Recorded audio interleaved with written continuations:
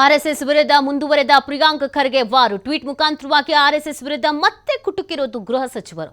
ಅಸ್ತಿತ್ವವೇ ಇಲ್ಲದವರ ಬಗ್ಗೆ ಪ್ರಶ್ನೆ ಕೇಳಿದ್ರೆ ಇಲ್ಲ ಎಂಬ ಉತ್ತರ ಎಲ್ಲವೂ ತಾನಾಗೆ ಹೊರಗೆ ಬರ್ತದೆ ಎಂದು ಗೃಹ ಸಚಿವರು ಹೇಳಿದ್ದಾರೆ.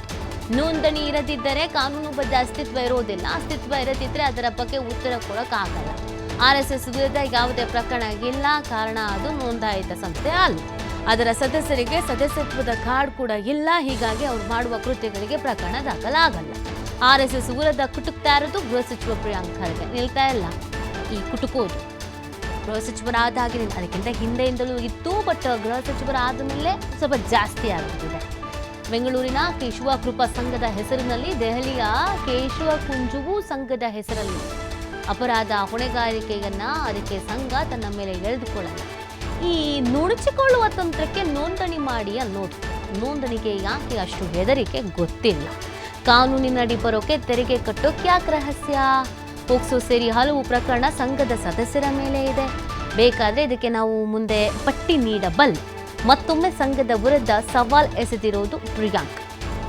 ನೋಡಿ, ಆರ್ಎಸ್ಎಸ್ನ ವಿರುದ್ಧ ಕುಟುಕ್ತಾ ಇದ್ದಾರೆ ಗೃಹ ಸಚಿವ ಪ್ರಿಯಾಂಕ್ ಖರ್ಗೆ. ನೋಂದಣಿ ಮಾಡ್ಕೊಳ್ಳೋದಕ್ಕೆ ಏನು ಸಮಸ್ಯೆ ಅವ್ರಿಗೆ? ಇವ್ರ ಮೇಲೆ ಯಾವುದೇ ಕೇಸ್ ಇಲ್ಲ ಈ ಸಂಘದ ಮೇಲೆ. ಯಾಕೆ ಅಂತಂದರೆ ಈ ಸಂಘನೇ ನೋಂದಣಿ ಇಲ್ಲ ಅಂತಂದಮೇಲೆ ಇನ್ನು ಕೇಸ್ ಇಲ್ಲಿ ದಾಖಲಾಗತ್ತೆ ಅಂತ ಅವ್ರು ಪ್ರಶ್ನಿಸ್ತಾ ಇದ್ದಾರೆ.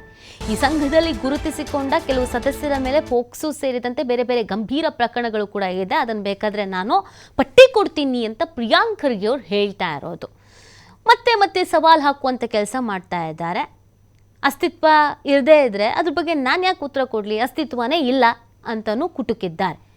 ಇದಕ್ಕೆ ಆರ್ಎಸ್ಎಸ್ನವ್ರು ಹೇಗೆ ಪ್ರತಿಕ್ರಿಯಿಸ್ತಾರೆ ಇಂಪಾರ್ಟೆಂಟ್ ಆಗತ್ತೆ. ಇದನ್ನು ಕೂಡ ಹೇಳಿದರು ಕಳೆದ ಬಾರಿ ಗೃಹ ಸಚಿವರು. ಅಲ್ಲಲ್ಲಿ ಇಲ್ಲೆಲ್ಲಿ ಎಲ್ಲೆಲ್ಲೋ ಒಟ್ಟು ನಾನು ಕೇಳ್ತಿರೋ ಪ್ರಶ್ನೆಗೆ ಮಾತಾಡೋ ಪ್ರಯತ್ನನಾದರೂ ಮಾಡ್ತಾ ಇದ್ದಾರೆ. ಈ ಹಿಂದೆ ಅದನ್ನೂ ಮಾಡ್ತಾ ಇರಲಿಲ್ಲ, ಪ್ರಶ್ನಾತೀತರು ನಾವು ಅನ್ನೋ ಥರದಲ್ಲಿ ಇದ್ದರು ಅನ್ನೋದನ್ನು ಬೇರೆ ಹೇಳಿದರು. ಸೊ ಹಾಗಾಗಿ ಇದೀಗ ಮತ್ತೆ ಮುಂದುವರಿತಾ ಇದೆ ಈ ಕುಟುಕೋ ವಾರ್.